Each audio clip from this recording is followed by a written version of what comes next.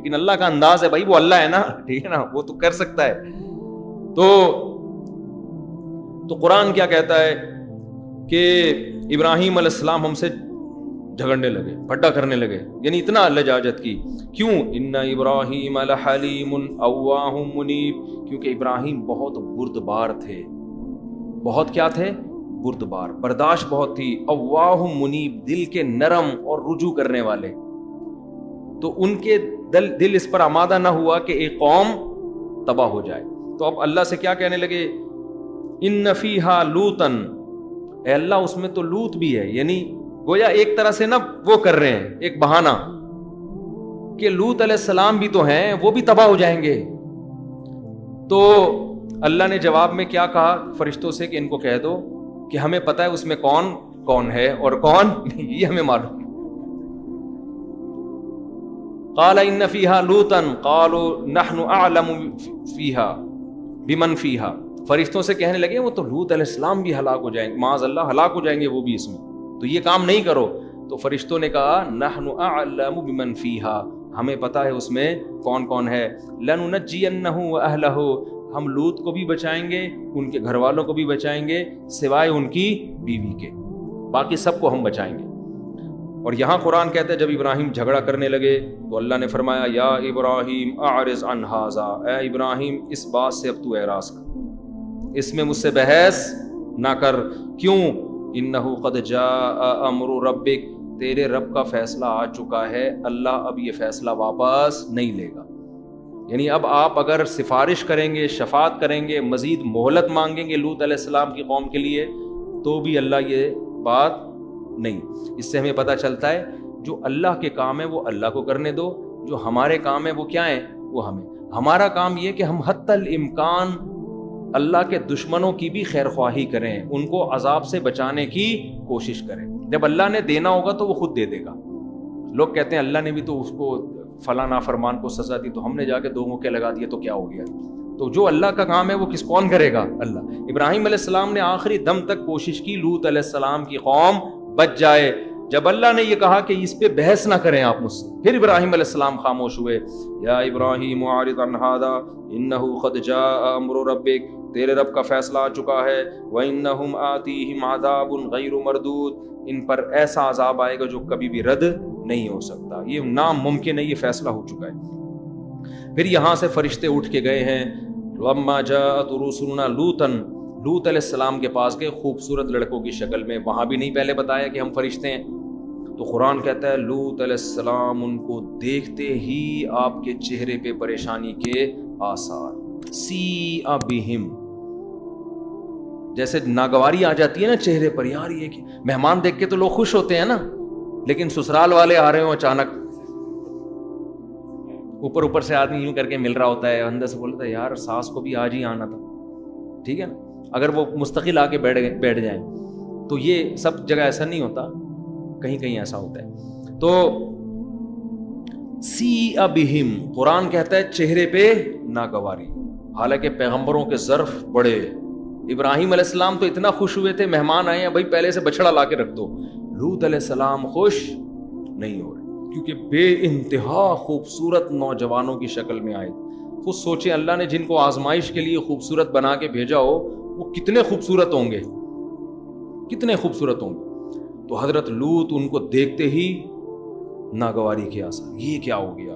وَضَاقَ بِهِمْ ذَرْعًا، اور آپ کے بازو تنگ ہونے لگے، سینہ گھٹنے لگا. انسان تنگی محسوس کرتا ہے نا، ایسے سینہ جو ہے اس میں گھٹن محسوس ہونے لگی. وَقَالَ هَذَا يَوْمٌ عَصِيبٌ، کہنے لگے آج کا دن میری زندگی میں بہت سخت دن ہے، بہت پریشانی والا. کیونکہ مہمانوں کا اکرام اس زمانے میں ایک بڑی آج بھی سمجھا جاتا ہے. گاؤں دیہاتوں میں جاؤ، کراچی میں تو کوئی لفٹ ہی نہیں کراتا کسی کو. گاؤں دیہاتوں میں جاؤ وہ تو چائے پلا کے کھانا کھلا کے مار دیتے ہیں بندہ. وہ کہتے ہیں مر جائے عزت نہ جائے ہماری، لوگ بولیں گے مہمان کا اکرام نہیں کیا، مار تو کھلاؤ، ہمیں واسطہ پڑتا ہے نا. تو وہ تو اب مہمان کا اکرام تو ان کے ہاں بڑی عزت کی بات ہوتی تھی. ان کو یہ خوف تھا میری قوم اتنے خوبصورت نوجوانوں کو جب دیکھے گی تو یہ تو برائی کا ارادہ کریں گے، اس سے عزت کس کی جائے گی؟ میں کیا منہ دکھاؤں گا کہ بھئی میرے مہمانوں کے ساتھ کیا سلوک ہوا؟ اور پیغمبروں کی غیرت میں اور آپ سوچ نہیں سکتے. قرآن کہتا ہے کہ حضرت لوط علیہ السلام کے چہرے پہ شدید ناگواری کے آثار.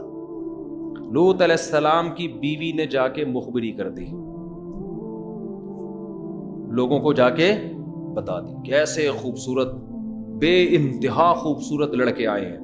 قرآن کہتا ہے وَجَاءَهُ قَوْمُهُ يُهْرَعُونَ إِلَيْهِ, قوم کے لوگ بھاگتے ہوئے ان کے گھر کی طرف آئے. وَمِن قَبْلُ كَانُوا يَعْمَلُونَ السَّيِّئَاتِ, اور اس سے پہلے یہ اس گندگی میں پڑے ہوئے تھے, اتنی عادت پڑ چکی تھی. یہ ایسے ہی جرم ہے, انسان ایک دفعہ کرتا ہے, اس کے بعد جو لت پڑتی ہے نا, خوبصورت سے خوبصورت عورت سے بھی شادی کر لے لیکن اس کو یہ گندگی اس سے نہیں چھوڑتی. یہ ایسے عذاب میں اللہ اس کو ڈال دیتے ہیں, اللہ یہ کہ ہمت کر کے چھوڑ دے. تو جب وہ آئے ہیں تو لوط علیہ السلام نے کہا کہ یہ دن مجھ پر بہت سخت ہے, اور قوم سے منتیں کرنے لگے. ان ہؤلاء ضیفی فلا تفضحون, یہ میرے مہمان ہیں, مجھے رسوا مت کرو. تو قوم کیا کہتی ہے جواب میں؟ اولم ننہک عن العالمین, اے لوط ہم نے تجھے پہلے سمجھا دیا تھا کہ ہماری عادت کا تجھے پتہ ہے, تو اپنے گھر میں کسی ایسے مہمان کو داخل نہ ہونے دینا, ہم نے پہلے تجھے بتا دیا تھا. لوط علیہ السلام تو خیال کرتے ہوں گے نا, یہ تو اللہ کی طرف سے آ گئے فرشتے, ان کو کیسے روکیں؟ اور گھر پہ آئے ہوئے مہمان کو تو کوئی نہیں بھگاتا. تو ہم نے تجھے پہلے منع کیا تھا کہ تجھے ہماری عادت کا پتہ ہے, لہذا تو کسی ایسے شخص کو گھر میں داخل نہ ہونے دینا. اب یہ غلطی ہماری نہیں ہے, معاذ اللہ کس کی ہے؟ آپ کی غلطی ہے. تو لوط علیہ السلام کیا کہتے ہیں؟ ہؤلاء بناتی ہن اطہر لکم, یہ میری بیٹیاں ہیں, مراد ہے قوم کی بیٹیاں, کیونکہ پیغمبر روحانی باپ ہوتے ہیں. لوط علیہ السلام کا چونکہ قوم میں ایک وقار بھی تھا نا, تو بھائی کسی کو جس بھی لڑکی سے نکاح کرنا ہے میں اس کا نکاح اس سے کروا دوں. رشتوں میں مسائل ہوں, شادی نہیں ہو رہی ہو, یعنی ہر طرح سے حجت تمام کر دی. ہؤلاء بناتی, میری قوم کی بیٹیاں ہیں, ہن اطہر لکم, یہ پاکیزہ ہیں, ان سے نکاح کرو, یہ نیچر ہے. ان کنتم فاعلین, اگر تم نے اپنی خواہش پوری کرنی ہے. قوم جواب میں کیا کہتی ہے؟ لقد علمت, اچھا آگے کہنے لگے الیس منکم رجل الرشید, کیا تم میں کوئی ایسا شخص نہیں ہے جو تمہیں سمجھا دے؟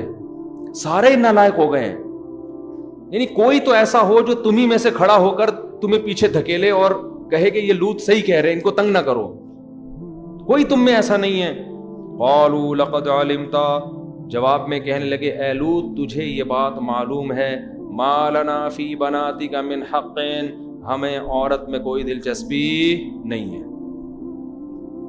یہ اس گندگی کا عذاب ہے کہ عورت میں دلچسپی کیا ہو جاتی ہے؟ ختم. یہ سب سے پہلے دنیا کا عذاب ہے, اور یہ بیماری بڑھاپے میں نہیں چھوٹتی, یہ خوب سمجھ لو, یہ کبھی بھی نہیں چھوٹتی.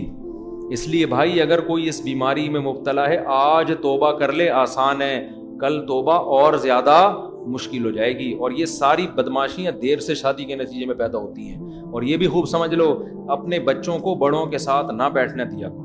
میں نے ایک دفعہ بیان کیا تھا, اس پہ بعض لبرل لوگوں کو بڑی تکلیف ہوئی, یہ مولوی گندی سوچ رکھتے ہیں, یہ مولوی یوں کرتے ہیں. آپ قوم کے حالات کو ہم سے زیادہ جانتے ہو. خوبصورت خوبصورت بچے آئے ہوئے ہوتے ہیں, بڑے آدمیوں کی گود میں بیٹھے ہوئے ہوتے ہیں, ان کے گالوں پہ ہاتھ لگا رہے ہیں, ان سے فری ہو رہے ہیں. غیرت بھی کوئی چیز ہوتی ہے کیا؟ آپ اتنے اچھا گمان کیوں رکھا ہوا ہے آپ نے سب سے؟ گمان سب سے اچھا رکھو, عمل میں سب سے بدگمان ہو کے رہو. عمل میں ایسے سب سے کسی پر اعتماد نہیں بھائی, نہ مولوی پر, نہ عامی پر, نہ لبرل پر, نہ ڈاکٹر پر, نہ سائنسدان پر. ہر انسان آدمی پہلے ہوتا ہے, اور ڈاکٹر, مفتی, عالم, بزرگ یہ بعد میں ہوتا ہے. ہر انسان کے ساتھ شیطان اللہ نے لگا دیا ہے, چاہے بزرگ ہو, عالم ہو, ڈاکٹر ہو, مفتی ہو, انجینئر ہو, سائنسدان ہو, مالدار ہو, غریب ہو. جب لگا دیا ہے شیطان ہر ایک کے ساتھ, تو احتیاط کا تقاضا کیا ہے کہ نو عمر لڑکوں کو بڑے لڑکوں کے ساتھ نہ بیٹھنے دیا جائے. اور میں یقین سے کہتا ہوں یہ بیماری کزنوں سے بھی لگتی ہے. ہمارے سامنے تو صبح و شام کیسز آتے ہیں, مائیں کیا کرتی ہیں, اپنے بچوں کو کزنوں کے گھر بھیج دیتی ہیں, 2 کزن ایک ساتھ بستر پہ سو رہے ہوتے ہیں چپک کے. 10 سال کی جو 9-10 سال کی جو ایج ہے نا, 9 سے 10 سال, یہاں سے بگڑنے کی عمر شروع ہوتی ہے. بالغ انسان دیر سے ہوتا ہے، خوب سمجھ لو، 14 سال میں 15 سال میں. شہوت بہت پہلے پیدا ہو جاتی ہے.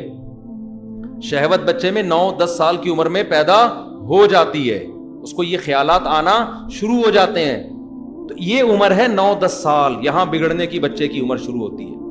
مائیں چھوڑ دیتی ہیں شادی بیاہ میں، جب بارات آئی ہوئی ہوتی ہے، بھئی شادی والا گھر، سب چپک کے سو رہے ہیں، ایک لڑکا بھی اس میں خراب نکلا نا اس پورے ماحول میں، وہ سب کو گندگی کا عادی بنا دیتا. اس لیے بچوں کو اپنے بہن بھائیوں کے ساتھ کھلاؤ. بھائیوں میں یہ بیماری نہیں پھیلتی، کزنوں سے بھی پھیلتی ہے، دوستوں سے بھی پھیلتی ہے. اپنے ساتھ رہنے دو. کبھی کسی ان کی عمر کے لڑکوں کے ساتھ بھی ہاتھ کا مذاق نہ کرنے دو. سے بولو بھائی کھیلو، بنٹے کھیلو، مارم پیٹی کھیلو،